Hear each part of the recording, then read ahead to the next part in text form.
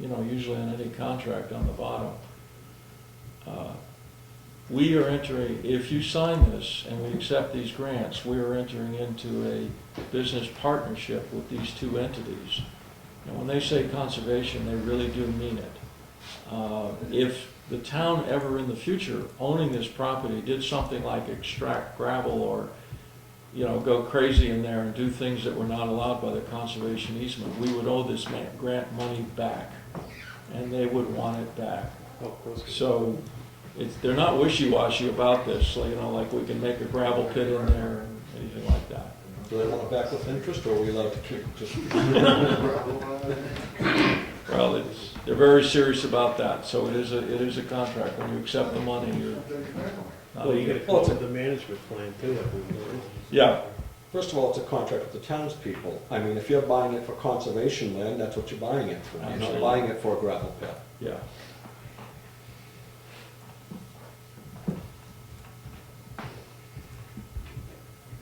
It's the first time through for our commission, and some of the things we're kind of learning on the first run through. We do have to do environmental assessments and things like that, but I'm putting a lot of time on it this winter, and I think we can carry through with all the things that are required. Do we need to have any more public hearings before we make a motion on this?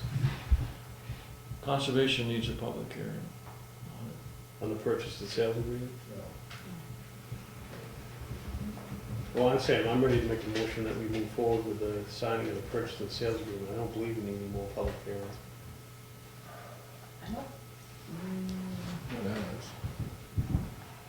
This is the second public hearing we've had on this, isn't it?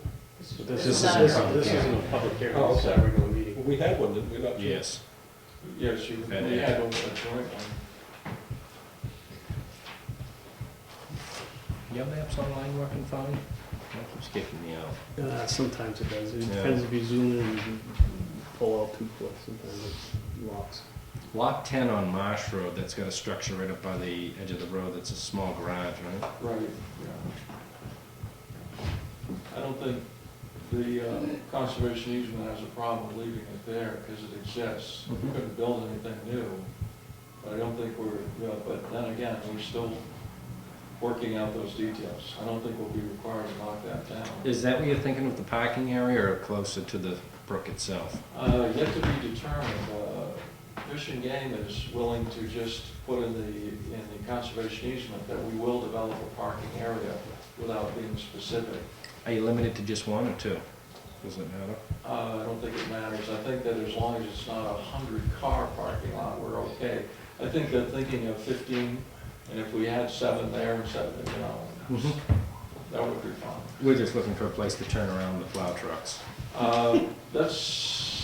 Actually, that is a good place to turn around. Because you can stop plowing right there and then back in and pull right out of there. So good they're doing it already. Or a school bus. Yeah. I've actually mentioned the turnaround concept, and, you know, we're still talking to him about the minor details like that.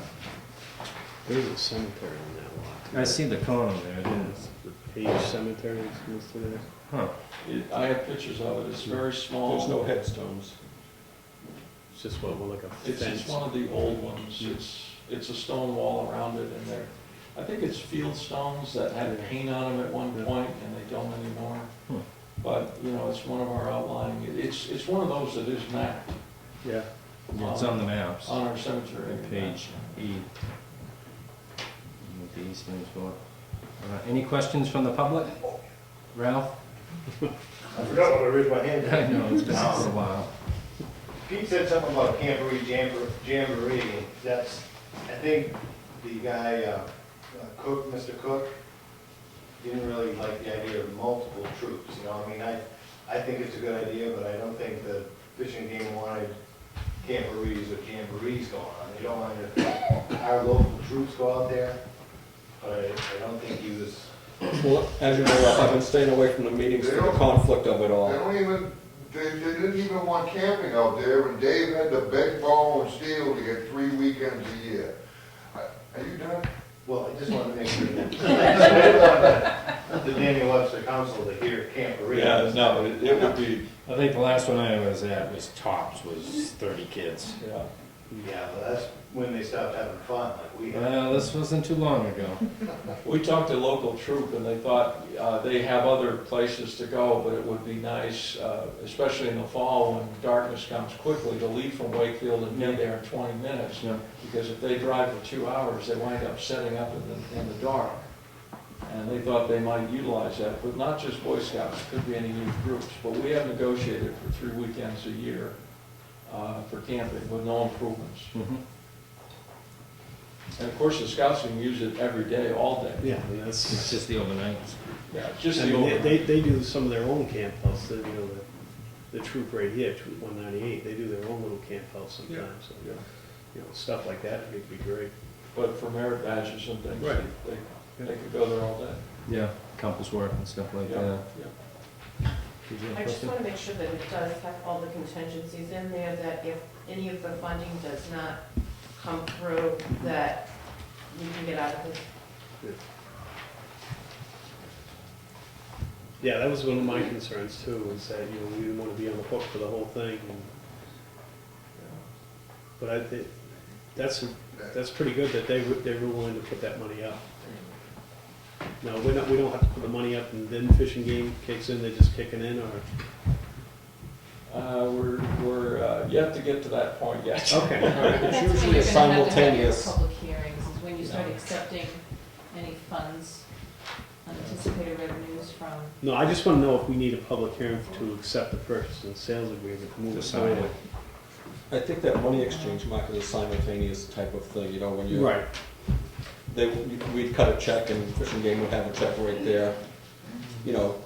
Once the ink is dry, then they're handing it over. But that's what I've seen happen in the past, not necessarily what would happen now. Were there any grants involved in the other property when you did it? No, that came out of the money we set aside for. Well, actually, there was, what went on with that other property down on the Barber lot, and Nancy Spencer spent a lot of time working on that. And to her credit, she actually went out and found somebody to purchase the property and sell us the easement, so it worked out. Made it easier. It made it easier to afford that amount, because the original amount was a lot more money, and the buyer ended up burdening about a half or so, or whatever it was of that. Well, this one's rather complicated. We're getting a couple thousand from Moose Mountain Regional Greenways, plus their technical help. Then we're dealing with the federal government, because they're the ones that are giving Fish and Game the monies. That's why it has to go to Washington. We're dealing with LCHIP, and they have their own requirements. Then we have the seller, and then the public, so. Well, this was, part of Moose Mountain Greenway's, part of their puzzle too. Yeah. They wanted to. The reason I'm here tonight is simply to say, okay, we've got ink on paper, we've got a seller who has agreed to those terms. I don't consider that you need to sign this tonight, but it's there for your consideration. You can take some time to think about it. We are poised to move forward and order the survey, the title work, and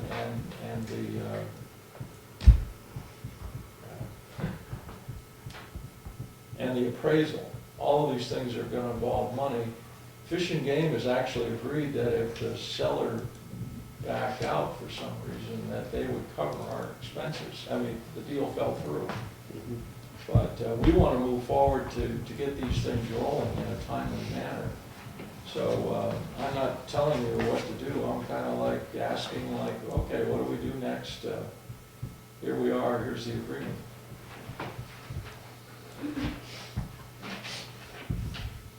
Just got a 2-second comment. Well, for the record, my name is Ed Comeau. I urge you, this is my last ditch effort for this. I urge you not to sign this purchase agreement. I know I'm not going to be able to do that, but I'd like you to consider it. I recently sent you a binder of information about the International Council on Local Environmental Initiatives and how it's being implemented, and also Agenda 21. Apparently it's a serious enough issue because the House has introduced a bill which will most likely pass. It's an act establishing a committee to study the implementation of the United Nations Agenda 21 on the state counties, regional commissions, towns, and cities. It's a serious issue, and this is all about this year's Earth Summit, 2012, in Rio de Janeiro this year. This is all about Chapter 16 of Agenda 21. So I know I'm not going to be able to stop you or inhibit you from signing the purchase agreement, but just be aware that once you sign this, and this land is locked away for perpetuity, it is permanent. So I just want it on record that I'm against this, and when all this information does come out, you'll be hearing about this again. Thank you very much. I have a comment in regards to that. People have a lot of reservations about the United Nations and our connection of our government with the United Nations. For example, the United Nations has worked to stop the proliferation of Kalashnikov rifles in Africa because they are the biggest weapon of mass destruction since 1947, when it was invented. People think that by being a member of the United Nations and working to the effect of stopping the distribution of Kalashnikovs in Africa and other developing countries, it will inhibit our Second Amendment and our Constitution. I don't see that as really a problem. I think our Constitution is still sovereign, and I don't really see that it's going to be infringed by us belonging to the United Nations. The same thing is true of this property. You could link a global initiative to save rainforests that is connected through the United Nations to our government, to Wakefield. But I think in the same way, I connect this property, Yellowstone Park, Central Park, and those places that are preserved forever. So I don't link it directly to the United Nations and rainforest initiatives in Brazil. I link it directly to the park system, the conservation lands that we have throughout this country. We have acres and acres of conservation land in Wakefield already. And I really don't see that there's any immediate threat, although I have the same reservations that this gentleman does about the United Nations. I really think this is separate, and we're still sovereign.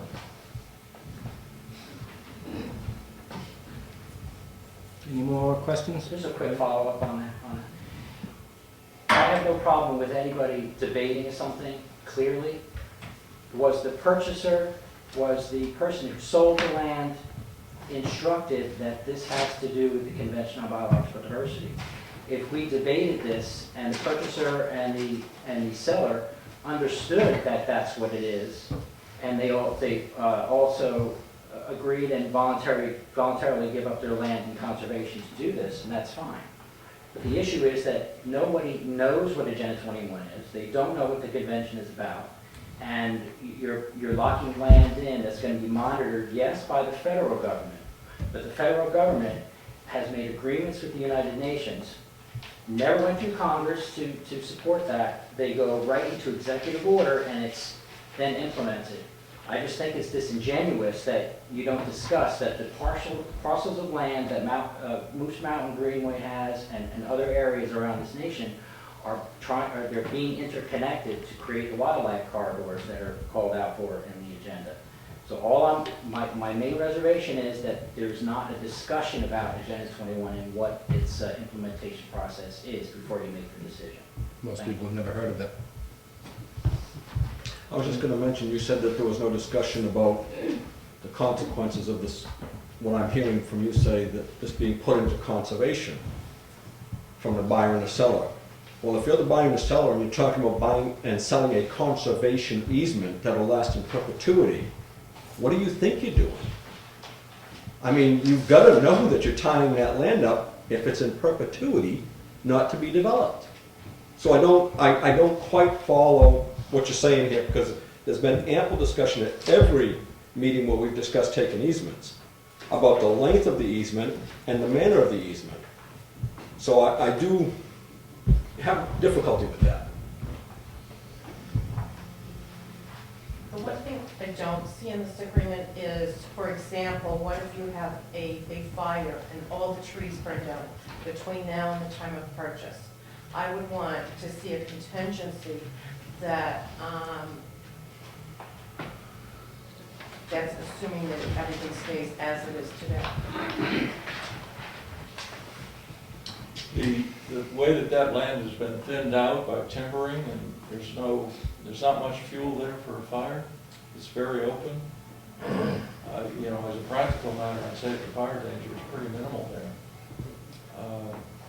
In the other sense, if there is a fire, that's actually a natural process that allows new growth. Regeneration. And given, you know, that this is forever, I'm sure in 20 years it'll be quite repaired.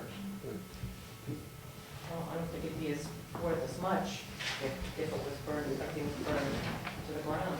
Has council reviewed this, Teresa?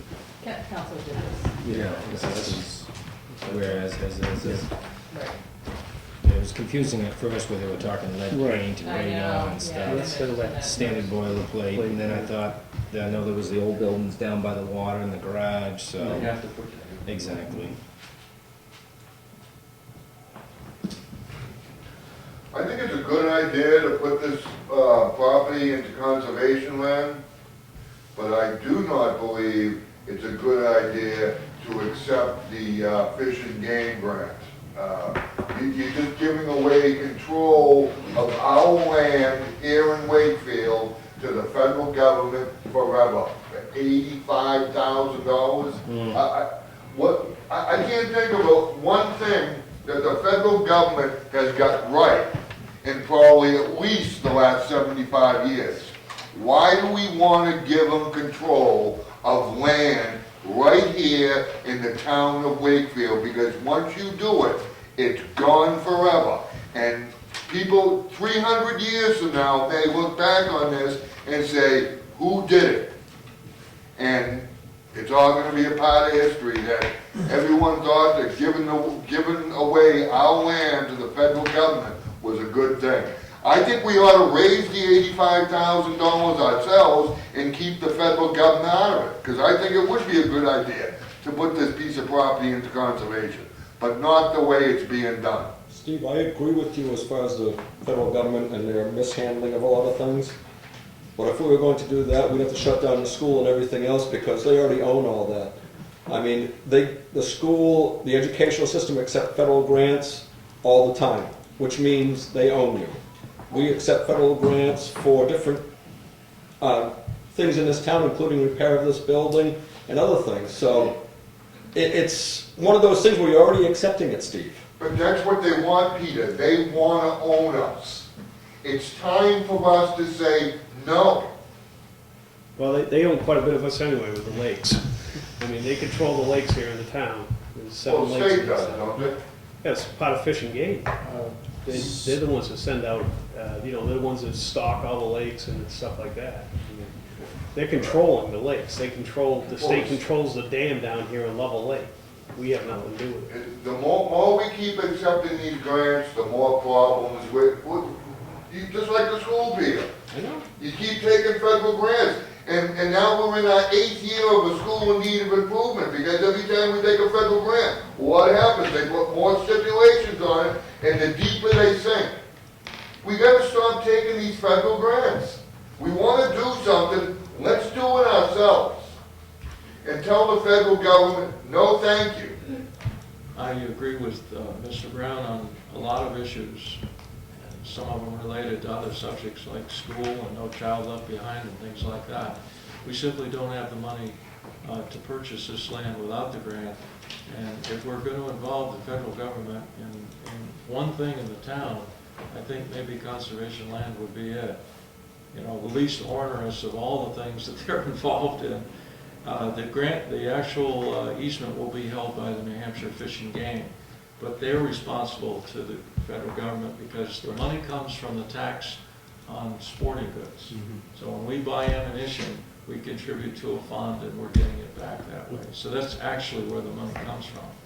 Mr. Brown's making a good point. For $745 an acre, you can camp there whenever you want, Right. under the town guidelines, whatever we set up. If I could, what happens, because the federal government now is gonna have to go out and borrow this $85,000 from China. From China, yeah. What happens if the federal government defaults?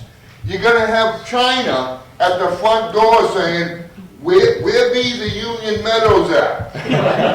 Well, we'll have that check and cash it by now. I think we should, for 85,000, let's raise it ourselves, buy it ourselves, and then we can do whatever we want with it. On the purchasing sale, right? If this, as a principle, I think most of the conservation people would agree, as a principle, we don't want to pay for wetlands that can't be developed. This property is possible to develop. And, you know, some guy could make a big RV park there, for example. RV parks are good. They don't put any kids in the schools. Right, but Resorts. there are other places it could be used, but Yeah, you could throw a couple of houses out there, maybe 4 or 5 tops. yeah, the 2 or 3. One of the problems is that you'd have to build a long road. So you've got maybe 2 buildable sites on the road. On Marsh Road. Otherwise, you'd be building a mile of very expensive road to get back in there. There are several nice building sites, There is. but That's actually more buildable than the one that we protected, the first piece. But, you know, I would have a hard time being here, spending town money for something that was total wetlands and totally unbuildable, because you could use it anyway. You don't need to have to buy it because it's wetlands. But this property is buildable. It is something that could wind up as a huge gravel pit someday, and you know, it's I think a good thing to preserve. It has a lot of unique features that can be used both as educational tools and recreational, in the way of fishing derbies, educational. I mean, there are various types of wetlands on that property that you're not finding in a lot of places around the area. So it's got its value. Almost 1,500 feet of frontage on Marsh Road. But a lot of that is very wetlands. Frontage is frontage if you're trying to break it off And on the Ken, road. you'll notice just before the bridge there, the town owns that little lot just before the bridge, before you get to that property. The other side. 19. I'd have Yeah. scrolled in on it. I think it is, yeah. That would actually lend itself to kind of a Yeah. canoe trip if you had a parking lot and you went down to Union to do the pickup, you know, the other Put it parts. up on Napa. You could put in and go down the river with a canoe or kayak and take out on our existing conservation land. And I think there's a lot of potential uses in the future.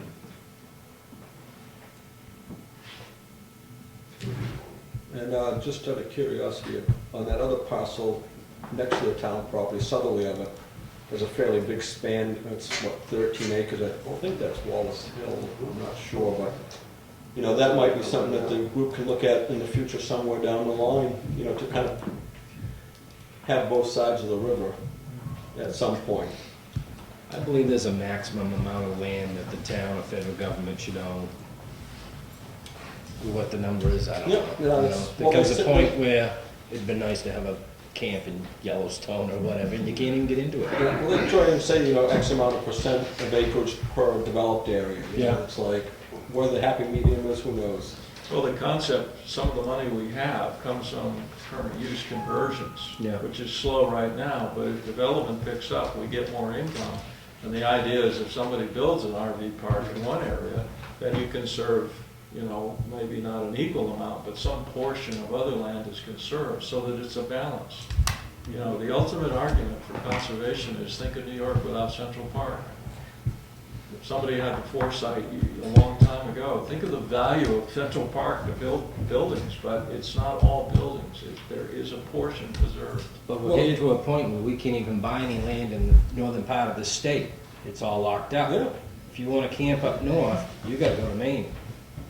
You know, so there's a borderline there. Well, and as you know, the pressures of urban development sprawl out. And Yeah. what might look as a non-developable lot at this point in time, Oh, yeah. in 10 or 15 years, when the regulations get lightened up because you're running out of developable land, or Or good technology. good land, and technology, it makes it, you know, easy to expand onto those parcels. Yeah. John, did you have your hand up? Yeah, but I couldn't hold it up anymore. Well, Ralph's has been up for a while, but he's had a couple of them. He says it. I've lived across from the meadows for quite some time now. I don't know if you guys even realize, there used to be 2 boat launches out there, and there's not one now. Did you even know that? No, I've never. Nobody can even take their boat out there anymore. Where were the launches? On the One out on the 153 peak. side? Yeah. What by the railroad Madison's? tracks. Yeah. They fenced that one off, and then there was one on the backside where the snowmobile gate is down beyond that. Yeah. So nobody can even launch a boat out there anymore. I just wondered if you guys knew that or even cared. We do, we have thought about that. What people are doing is dragging their boat from 153 across the ditch and across the railroad Yeah, track. I knew, but, Not the best way to do it. No, it isn't. We hope to get some access there. well, I thought if it went into conservation land, you couldn't do anything like that. Oh, no, this would be, we wouldn't want to encourage, motors and that kind of thing out there, no Well, water. it has been in the past, why not? But, for kayaks and canoes, it's. There's one person with a motorboat on that whole pond, did you know that? Yeah, yeah. And he has the whole lake to Same out there himself. skiing all the Do you time. think that's right? I You think would- that's right? No. Or should everybody be able to use it? The purpose of our conservation land would be to allow access for people to go fishing on a Sunday. Well, yeah, but maybe only 3 weekends out of the year. No, we can use this all day, every day. It's the camping issue. I can't use it anymore, because there's no boat launch anymore. We hope to rectify that. The reason, when we obtained the McLaughlin parcel, the Barber lot and the Lorraine parcel on the other side, Yep, where you're talking is coming in from Harmony Extension. yep, There's an old log landing right there. yep. We've talked in the past about trying to convert that into a parking area, and as part of the easement on those parcels that we had before, we did allow out an area that we could put a path down in there where somebody could wheel a boat down in there, not drive down in, but wheel down in. The reason for the gate at the highway end of it was because of all the litter. I mean, I think Nate's I helped taken put out the some. gate there, I know why. I think Nate's taken out several pickup truck loads, and Well, why couldn't the not only gate the been litter, but put the, down beyond the boat launch? not only the litter, but the erosion that you were getting because everybody was four-wheeling through there, you know what I mean? You know what I'm talking about. That area was pretty Yeah, muddied but up. I can't stop that. No, you can't. The only way to stop that was we asked the snowmobile club to put up a gate there so that we could stop that. Right. And hopefully, But if we see, get some nobody gets money. to use it anymore. But if we Notice get some that? monies in the future, what we were planning on doing is putting a parking area down there where that old landing was and trying to create a path that people would get down to the meadows from there. But nobody's voiced that, see? Well- It's just they're gonna buy the property, then nobody can use it. No, that was the anymore. plan we were working on it a few years ago, and we've got to delineate some Well, how wetlands come down it's taking there. so long? Money. Oh. That's it. I just thought it was because it was in Union. It's more money. We can't even have sidewalks down there. Who's gonna clean up the trash and stuff? Where's this coming to play? You know, you take up in Freiburg, that canoe, they canoe that river there. Yeah. It's an ongoing mess. They It is. come up on the side and park their trash and leave. That area is used by a lot of people that come in from out of state. And thousands of people use that river. And this would be a little more quiet. I don't think we'd be attracting thousands of people. It should be mostly people who are from Wakefield using it. The idea of having the parking lot close to the road is that you can monitor and see what's going on. And yeah, it would probably have to be cleaned up once in a while. We'll put together some conservation members, volunteers, whatever. There's also a lot of other, like the Acton Wakefield watershed, they do these type of projects. So, and we'll have to incorporate them into helping to run these sorts of things. But I think we can improve the access. I used to do a lot of canoeing, and I see the possibility of a put in at the bridge and a takeout down at the lower end because. Well, my point of the whole thing was, there used to be two, now there's none. You know, How much land do you need for a boat launch? not much. Town owns a piece of land Well, they don't have any money. on 153. Yeah, you can access that from that 153. I've seen plenty of people go out there with canoes and kayaks. Motorboats. I don't think I'd want to encourage motorboats out there, but the little electric motors, I don't think would be a problem. That'd be. It's not too high. I guess my point to that was, There's no. what's good for one is good for all, Mhm. right? There's one motorboat out there all the time. It's one lot And it does, on that the area. water does come in, the water does go out, you know? Right. Ralph? I think I'm a conservation-minded kind of guy, and I used to think that sustainable development was a thing that sounded real good. And I learned a little more about what Agenda 21 is and sustainable development and its terms and how things come about through executive orders from the UN to our federal government.